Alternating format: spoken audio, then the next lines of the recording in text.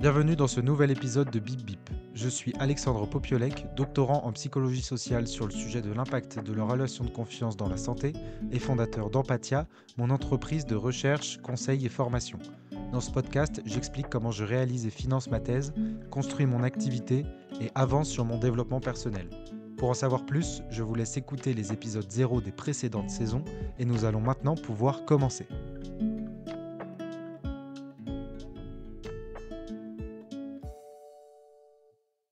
Aujourd'hui, j'avais envie de vous parler, du grand sujet quand on commence, l'entrepreneuriat, de définir son prix et de négocier, qui aurait pu être 2 podcasts. Mais bon, vu qu'en ce moment je suis plutôt dans des formats courts, je vais vous transmettre, un petit peu, ce que j'ai en tête sur ce sujet. Petit disclaimer, je transmets ce que je fais, ce que j'ai l'impression d'avoir compris, en ce moment. Donc on est bien dans le building public. Si on a qui arrivent, et qui, sont, plus avancés que moi, et qui trouvent que je fais n'importe quoi, et bah, tant mieux, dites-le moi. Encore une fois, hein, l'objectif n'est pas de, donner des cours ou, de dire, «J'ai tout compris», mais on est dans le building public.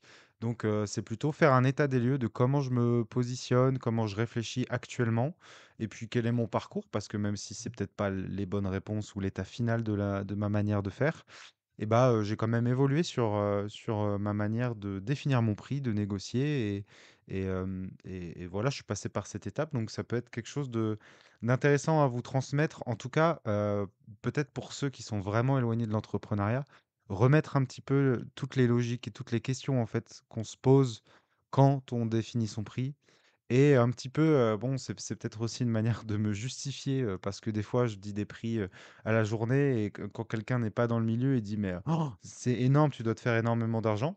Alors c'est possible, mais, c'est important quand même de se rendre compte de tout ce qu'il y a derrière la fixation d'un prix et je pense que c'est aussi, intéressant pour un prestataire que pour un client. Même si vous êtes client vous-même, par exemple, si vous êtes plutôt docteur, doctorant dans la recherche, quand on doit payer, par exemple, un traducteur professionnel et qui fait des devis à plusieurs milliers d'euros et ben, en fait, peut-être qu'avec cet épisode, vous allez pouvoir vous rendre compte de tout ce qu'il peut y avoir derrière la fixation d'un prix et le fait de se dire: «Ah mais il me dit qu'il va travailler que 2 3 jours, c'est 3 000 €, c'est énorme» et bah, au-delà de, ce qui peut venir, assez facilement en tête de, oui, quand on fait un travail, il y a, sûrement, des frais de matériel et cetera. Bah, j'aimerais aller un peu plus loin, pour, vous expliquer, mettre en avant tout ce qu'on peut avoir en tête dans la fixation d'un prix et comprendre à quel point c'est pas si facile que ça déjà et à quel point,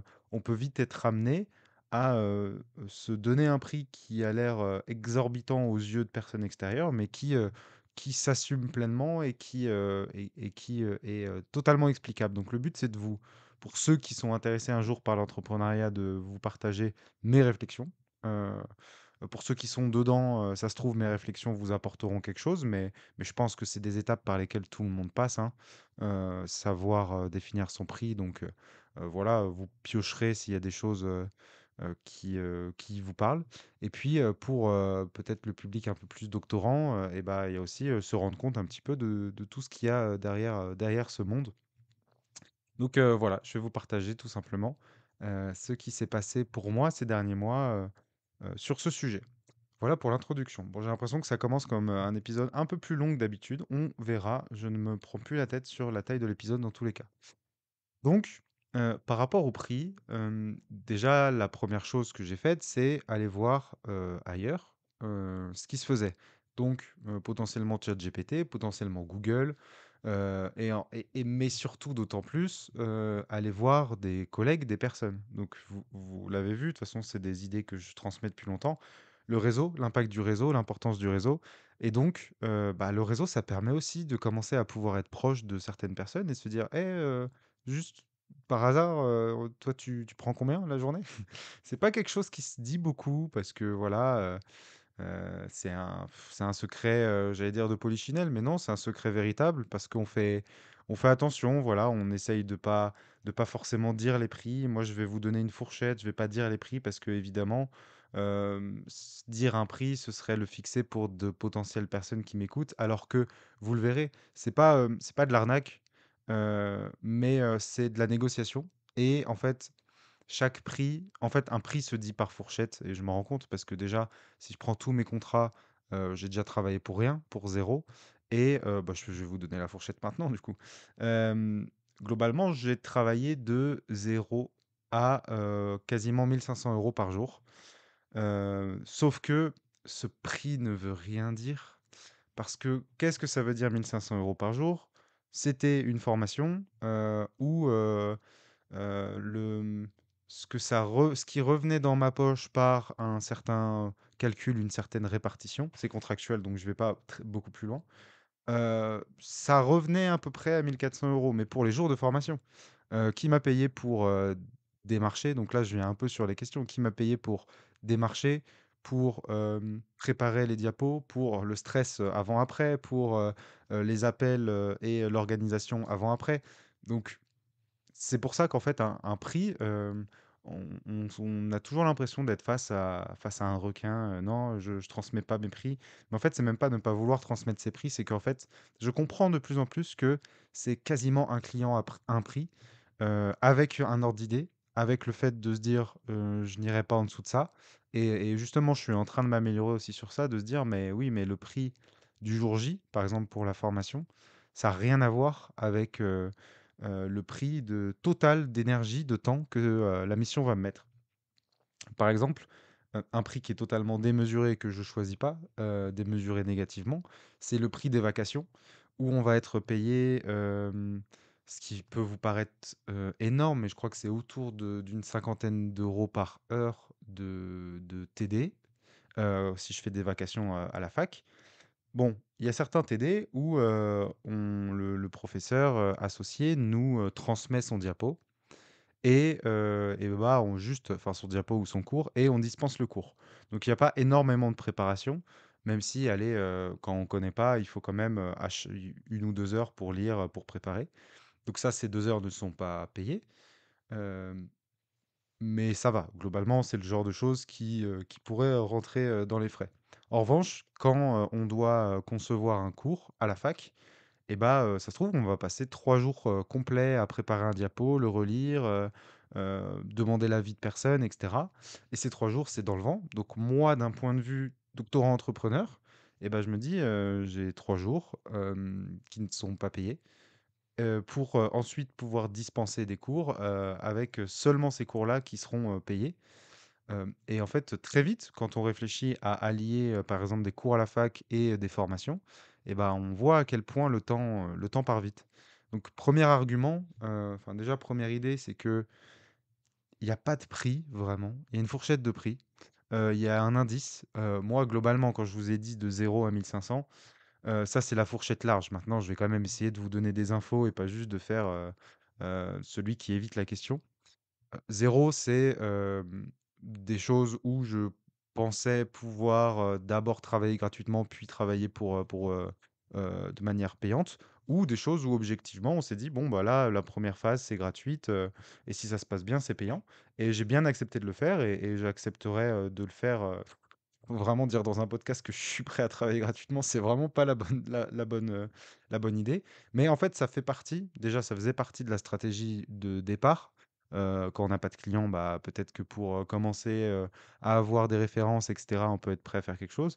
Mais même de temps en temps, en fait, ça dépend énormément de tellement de variables que, bah, voilà, si quelqu'un dit, «On te met à l'essai et ensuite tu seras très bien payé» ou même «On te met à l'essai et on voit, comment on fait», et ben, moi je peux me dire, «D'accord, bah, je peux rentrer en négociation et dire: «Bah, peut-être que vous pouvez, me on peut se mettre d'accord sur d'autres choses, soit, vous pouvez me faciliter, bah, déjà, tout le dispositif ou alors vous pouvez me donner accès à, j'en sais rien, une population pour ma thèse», donc voilà.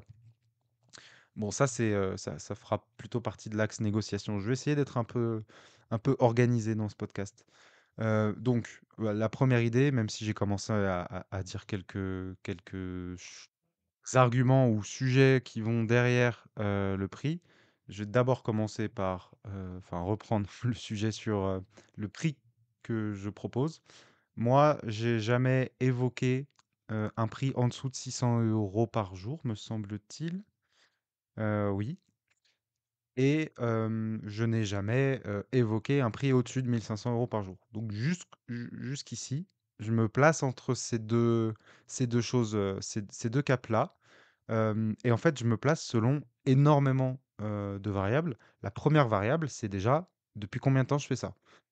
Donc vous imaginez bien que de 600 à 1 500, bah, au début, c'était plutôt 600, et de plus en plus, on va vers 1 500. Quand je dis 600 ou 1 500, c'est par jour de formation.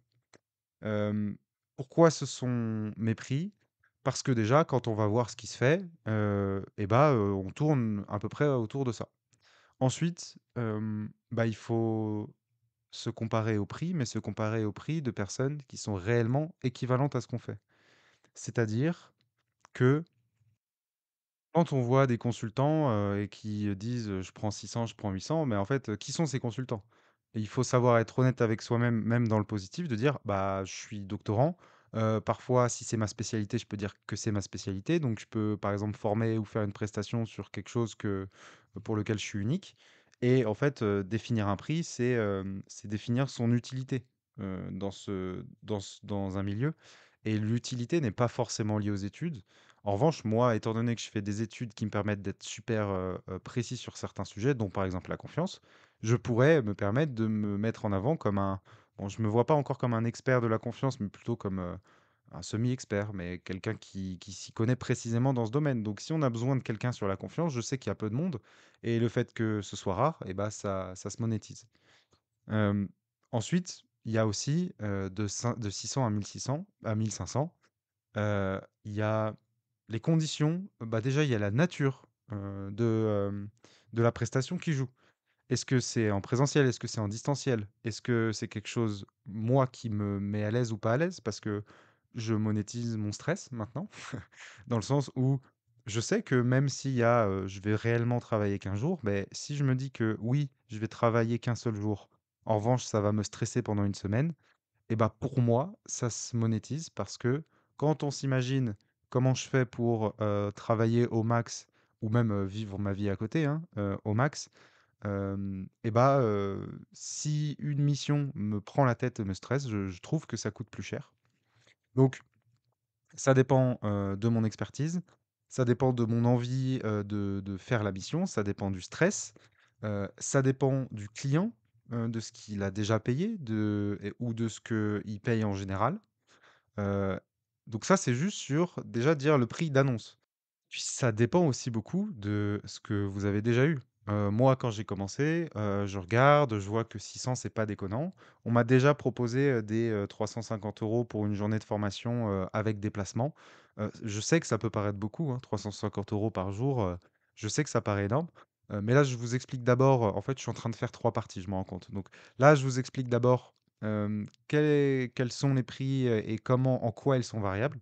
Ensuite, je vous expliquerai, bah, du coup, pourquoi c'est si élevé?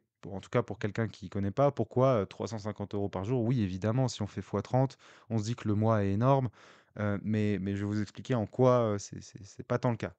J'espère que c'est pas un épisode, qui donnera l'impression que je me plains. C'est vraiment une manière de vous exposer aussi, ouvertement, que possible, et que contractuellement, possible, tout ce qui se passe dans ma tête, au sujet du prix, de définir le prix et de négocier.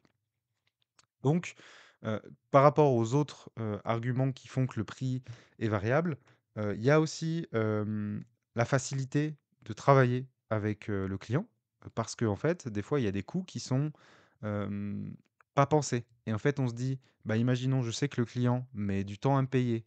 Je sais que le client, m'aide pas sur le côté administratif, ou voilà, pose beaucoup de questions, et ben, on peut se dire: «Ouais, je pense que si demain je leur facture, je vais augmenter mon taux par jour parce que je sais que ça va me prendre plus de temps».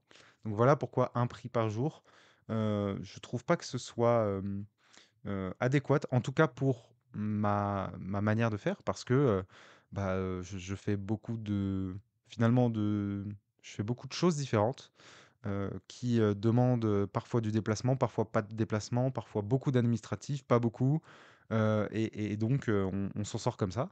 Donc pourquoi, je vous dis mon prix est de 600 à 1 500? mais j'ai déjà été payé moins de 0 et moins de 600, bah, parce que, parfois, hem, donc le zéro, c'est, on fait des choses, parfois on fait des choses, parce que, ça nous intéresse. Moi, je fais quand même une thèse, donc il y a des choses, après du coup, si je le fais dans le cadre de la thèse, j'estime pas que je le fais, à 0 €, j'estime que je le fais gratuitement. C'est pas pareil. Ça veut dire que c'est évidemment gratuit, quand, je sais pas, je vais, aider un ami doctorant, pour faire, des stats ou discuter avec quelqu'un, bref. Je prends pas ça comme du conseil. Par contre, heu, mon revenu par jour, c'est déjà situé en dessous de 600 € pour déjà des vacations. Et pour, parfois des projets qui sont au forfait. C'est-à-dire une entreprise, une asso qui m'appelle et qui dit: «J'ai», je vais dire un prix, indécent, pour pas, fuiter des informations confidentielles. «J'ai, 1 000 000 €», donc je vous rassure, c'est un faux prix. Pour faire, ça, est-ce que tu es d'accord?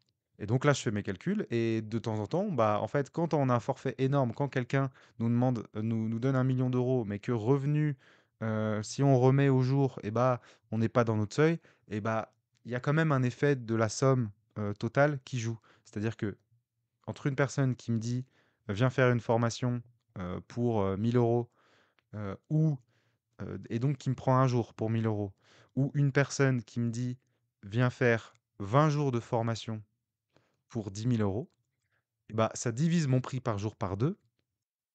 Par contre, ça m'assure de rentrer 10 000 €. Donc c'est pour ça que la réflexion du prix par jour, c'est à prendre avec des pincettes et c'est aussi à prendre sur la somme totale, le volume. Voilà, c'est le volume. Je peux être, moins payé si je sais qu'on va, me fournir des formations, tous les mois. Enfin, je parle de formation, mais si la prestation, elle va être récurrente. Voilà, il y a beaucoup de choses. Ou si, par exemple, je sais que je vais pouvoir aller plus loin. Et donc, je sais que la personne, là, par exemple, moi, je suis moins dans le marketing, mais imaginons un conseiller en marketing, il peut se dire: «Bon, je vais baisser mon prix pour, faire monter un peu, la boîte et quand vous aurez plus d'argent, on augmentera la prestation et on pourra, demander un peu plus, d'argent». Et ensuite, ce qui fait que le prix par jour, baisse, bah, c'est la négociation tout simplement. Et la négociation, il y a énormément d'arguments, de choses qui peuvent se passer, qui sont autant relationnelles, émotionnelles, que, stratégiques, que, fondamentalement vrais, ou des arguments, qui s'entendent. Voilà pour, quel prix et combien, globalement, et qu'est-ce qui fait que ce prix, varie? Maintenant, je vais arriver dans la rubrique. Donc, je suis en train de former les rubriques sur le moment, hein. J'espère que les auditeurs qui ont écouté du début à la fin apprécieront, ma flexibilité. Avant, j'écrivais tout et je préparais. Maintenant, je lance l'épisode et j'arrive à faire des chapitres. Donc, voilà, petit check à moi-même d'il y a 1 an et demi. Maintenant, deuxième rubrique sur ce sujet prix, c'est: quels sont les arguments qui font que ce n'est pas si cher de facturer, une journée de prestation entre 600 et 1 500 €? Heu, alors, déjà, j'allais repartir dans les autres arguments, mais on va arrêter, je pense que vous avez compris. Déjà, par exemple, selon la nature de la prestation, donc ça, c'est ce qui fait que parfois une prestation qui est facile, où je bouge pas de chez moi, je peux redescendre, enfin, voilà, mais il y a énormément d'arguments. D'ailleurs, je suis plus autour de 600, hein, je suis plutôt au-dessus aujourd'hui. Je vais donc vous faire un petit listing de tous les frais, qu'on se rend pas compte. Quand je dis frais, c'est soit des frais qui sortent en plus, soit du temps. C'est-à-dire que le temps que je mets autour d'une prestation payée, un certain prix par jour, c'est du temps que je mets pas pour une autre prestation. Et très souvent, il y a beaucoup de choses qu'on fait, gratuitement.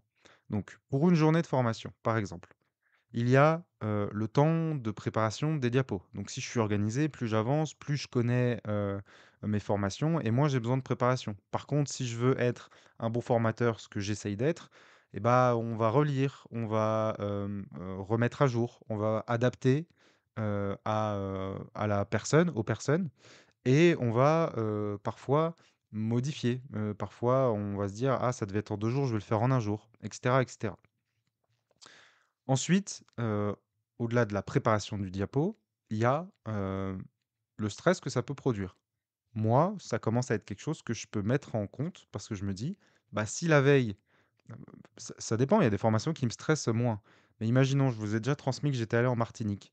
La Martinique, ça m'a pas que, pris une semaine. Bon, déjà, il y a le transport et cetera, donc ça, on peut le prendre en compte, même si c'est défrayé.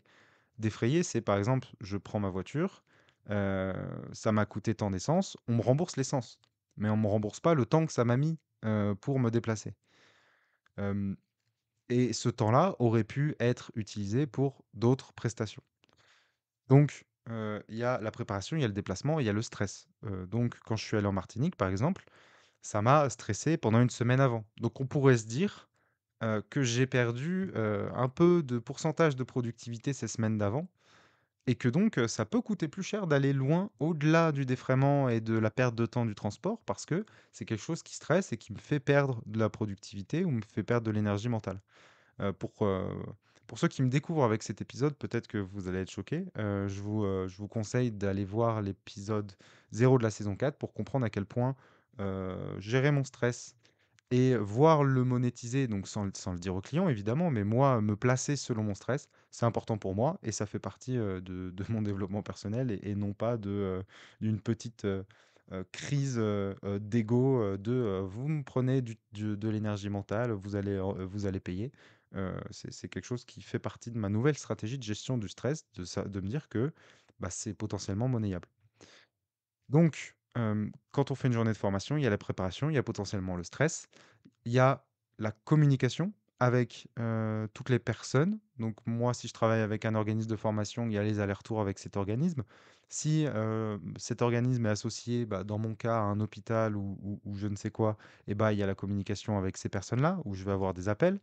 La communication, c'est des appels, c'est des mails, avant, mais après, c'est aussi potentiellement, faire signer les feuilles, relancer, si, il y a du paie enfin les feuilles, pardon, faire signer les feuilles d'émargement, relancer, si, il y a besoin d'autres, documents, faire, un retour sur les résultats, à des questionnaires de satisfaction et de validation des acquis. Donc parfois, c'est l'organisme de formation qui le fait, parfois c'est moi. Sauf que ça fait du coup partie du forfait, de faire la formation que de mettre ça. Mais du coup, ça veut dire que même si je suis payé pour un jour de formation à 1 000 € et ben en fait, la veille, imaginons la veille, je vais stresser, je vais gérer mes diapos et l'avant-veille et surtout, les 6 derniers mois, j'aurais, démarché, dit: «Est-ce qu'on est d'accord?» fait signer les contrats, préparé, mon déplacement potentiellement et cetera et le lendemain, je valide, je remercie, j'envoie, potentiellement des documents, je les relis, je peux envoyer une synthèse. Voilà comment un jour de formation peut en devenir 3 ou 4 cumulés. Donc déjà, les 1 000 €, on peut les diviser par 4 potentiellement. Voilà, la formation, ça marche bien parce que je trouve que c'est un sujet dans lequel il y a beaucoup de faux frais, parce qu'il y a beaucoup de travail en amont. On peut passer des semaines à faire un diapo. Moi, je vous recommande, si vous voulez faire de la formation, de garder tous vos diapos et de garder le même style pour, un jour se dire: «Ah, j'ai déjà abordé ça, dans telle ou telle condition et ben je peux juste prendre les 4 diapos que j'ai fait il y a un an, rajouter avec, quelques autres diapos et avoir une espèce de banque de données de diapos, une banque de diapos, qui est facile à réutiliser pour pouvoir reconcevoir des formations un peu plus rapidement. Mais c'est ce qui fait que la première année de formation est super, super demandeuse en temps. Et là, moi, aujourd'hui, j'ai des sujets où j'arrive à réutiliser des diapos, des passages, le chapitre de tel moment, peut aller avec le chapitre de tel moment. Ce qui fait qu'aujourd'hui, s'il y a quelqu'un qui me demande un nouveau sujet de formation, je vais peut-être pouvoir, préparer mon diapo plus rapidement qu'il y a un an. Donc la formation, ça demande beaucoup, beaucoup de temps. On peut aussi imaginer que, pour, le conseil, hem, on peut vouloir payer, moi je fais moins de conseils aujourd'hui, mais on peut vouloir payer la personne au moment où elle nous parle. Voilà, je te donne de l'info, mais il y a eu du travail en amont, il y a eu de la réflexion, il y a potentiellement une rédaction de livrables et on peut pas tout faire payer, on peut pas tout faire comprendre aux clients et ça fait aussi partie des faux frais où parfois on paye au jour et souvent enfin moi, j'allais dire souvent, mais en fait je pense que c'est parce que cette compétence n'est pas encore très, heu, atteinte, chez moi. Je pense qu'il faut que je m'améliore sur ça. Je me trompe beaucoup. Et je me trompe souvent, dans le sens, du client. C'est-à-dire que je vais dire: «Non, mais ça va me prendre 2 jours». Alors oui, faire ce diapo va me prendre 2 jours, mais j'ai oublié que j'ai mis du temps à relancer, que j'ai mis du temps à, répondre à des questions et donc faire une V2. En fait, c'est tous ces faux temps-là qu'on oublie et qui font que on est débordé et que, parfois, voilà, un jour d'une prestation, ça peut faire fois 4, fois 5, fois 6, ou x10, hein, moi, le pire que j'ai fait, c'est, me prendre énormément la tête pour une formation, d'une journée et passer des semaines, mais pas, à plein temps, mais passer des semaines, je pense que à plein temps, c'est plutôt, une semaine complète, à préparer un diapo pour que j'apprécie pas forcément le moment, et pour, être payé à pour moi, à quelque chose qui vaut pas le coup par rapport au stress et à l'énergie que j'ai mis. Et donc là, si on a préparé pendant une semaine un diapo, qu'on le fait pendant un jour et qu'on a un peu d'administratif après, et bah, ça fait que pour 1 000 €, et ben en fait, on a travaillé 8 jours. Et là, on commence un peu à se dire: «Bon», enfin 8 jours, 9 jours du coup, parce que 7 jours de allez 5 j non, 5 jours de présentation, parce que ça y est, j'ai un peu enlevé les week-ends de ma vie, donc 5 jours de présentation, 5 jours de préparation, pardon, un jour de prestation et un jour de administratif, communication, retour, et cetera. Ça nous fait finalement 1 000 € pour 7 jours, travaillés. Et là, on voit comment, les choses se divisent. Ensuite, je vais pas vous faire 30 minutes sur le sujet, parce que tout le monde le sait et je sais qu'il y en a beaucoup qui ont même du mal à accepter l'argument parce que c'est celui que tout le monde dit, mais il faut en parler. Les impôts. Moi, je suis à 25,5 je crois. Parce que de temps en temps, il y a des petits changements, à la virgule près, c'est pas pareil, mais c'est entre 25 et 27. Moi, dans ma compta perso, pas dans ma compta, pro, parce que dans ma compta pro, je fais à la virgule. Dans ma tête et dans ma gestion monétaire, j'enlève un tiers, et je me dis que le reste, c'est de la marge. Donc pour moi, j déjà, on enlève 2 tiers. Donc sur 1 000 € pour non pas une journée, mais pour, 7 jours, et bah, je mets, 600 € dans ma poche. Ensuite, sur ces 600 € restants, hem, il y a, bah, déjà, dans le temps, où je vous dis, un jour ça fait 7 jours, et bah, il y a aussi le temps de compta, c'est-à-dire que j'ai rentré la facture, j'ai compté, j'ai payé mes impôts, donc oui, le client n'a pas à compter ça. Par contre, quand nous, on s'organise pour vivre, pour s'organiser, ça fait partie de notre métier aussi d'avoir du temps de compta, de faire les factures, de les envoyer, de les organiser, il y a tout ce temps-là, qu'il y a derrière une formation aussi. Une formation, un jour de prestation. Donc il reste, 600 €. Au-delà de ça, il y a potentiellement des d'autres impôts qui peuvent venir hors URSSAF, hein, impôt sur le revenu, taxe foncière, et cetera. Bon, ça, je vous fais pas une histoire, je vous ai dit, je vous laisse tranquille avec ça. Je sais que c'est l'argument que vous avez tous en tête en premier, mais c'est quand même, à ne pas oublier, hein. Et moi, je suis bien loti en tant qu'auto-entrepreneur. Quand on passe, dans autres ce type de société, on peut aller à 40, on peut aller à 70, d'impôts. Donc, on divise, enfin on prend, moi je prends 2 tiers, il y en a qui prennent 60, qui gardent 60 de leurs revenus et il y en a qui gardent 30 de leurs revenus. Et ensuite, il faut être salarié de sa boîte, il faut être, son propre patron, payer des charges.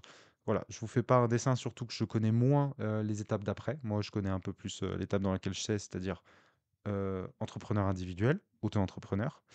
Et bah, rien que ça, enlever 30, ça fait partie du calcul aussi.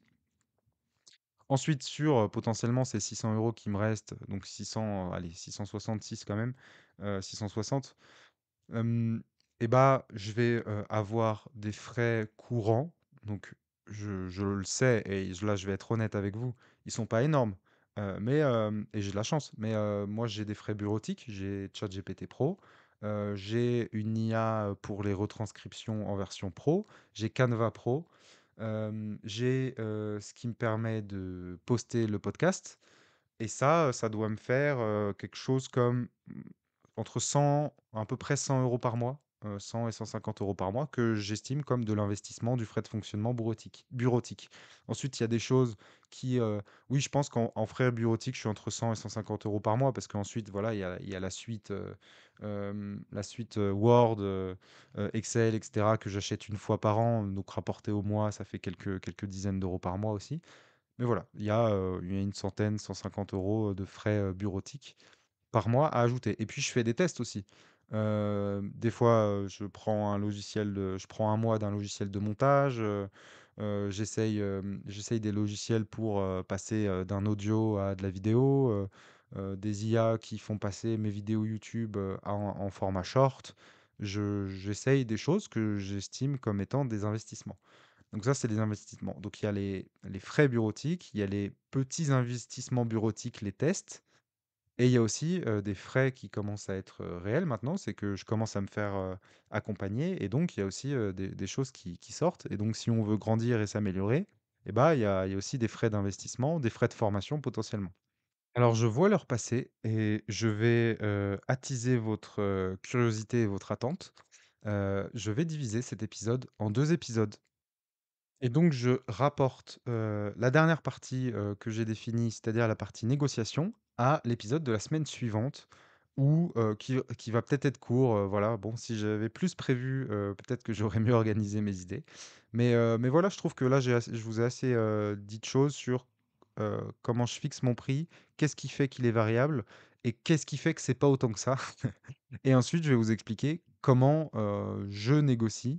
Alors, vous allez voir, je vais pas, inventer, des choses, faramineuses, mais je sais que c'est un sujet qui me stresse encore un peu, mais qui me stressait, vraiment de manière démesurée il y a encore quelques semaines, quelques mois. Et donc voilà, pour des gens qui débutent dans l'entrepreneuriat ou des doctorants qui veulent découvrir ce monde, bah, je vais vous expliquer peut-être pas des techniques de négociation parce que, bah, bref, je commence à faire le podcast. Peut-être pas des techniques, mais surtout ma manière de voir les choses et puis comment je peux faire, aujourd'hui et j'espère que je m'améliorerai et que j'aurai d'autres choses à vous dire plus tard. Voilà, j'espère que vous avez apprécié l'épisode du jour, j'espère que vous avez passé une bonne semaine. Je vous souhaite une excellente semaine et à lundi prochain pour un nouvel épisode de Bip Bip.